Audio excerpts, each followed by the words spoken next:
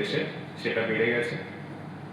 Sir একটু আগে বললেন, অরুণ স্যার একটু আগে বক্তৃতার মাধ্যমে বলছিলেন হঠাৎ করে অতিবৃষ্টি, অনাবৃষ্টি বা আমাদের যে অ্যাভারেজ রেনফলটা হয় সেটা থেকে অনেক কম রেনফল হচ্ছে এবং তার দরুন হর্টিকালচারের ক্ষেত্রে যে সমস্ত চ্যালেঞ্জ চলে এসেছে সেইগুলো কীভাবে মোকাবিলা করা যায়, কীভাবে কম খরচে আমাদের পরিবেশকে বিপদাপন্ন না করে কৃষকরা তাদের আয় বৃদ্ধি করতে পারে, কর্মসংস্থান হয়, এই সম্পর্কিত এই সেমিনার।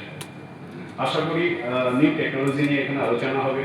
এখানে যে সমস্ত কৃষক বন্ধুরা এসছেন তাদেরকে বিসিকেভি এবং হর্টিকালচার ডিপার্টমেন্টের যৌথ কর্মশালার মাধ্যমে তাদেরকে নতুন দিশা দেখানো হবে, তাদের অর্থনীতি সুদৃঢ়করণের ব্যবস্থা করা হবে।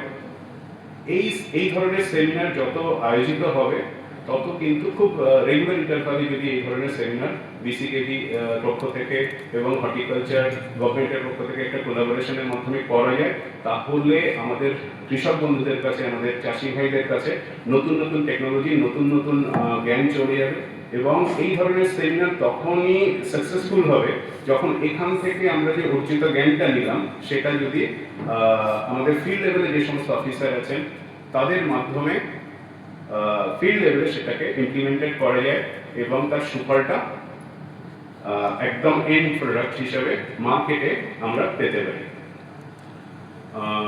গভর্নমেন্ট সবসময় হর্টিকালচার, এগ্রিকালচার এই ডিপার্টমেন্টের সঙ্গে সমন্বয় করে এগিয়ে চলেছে।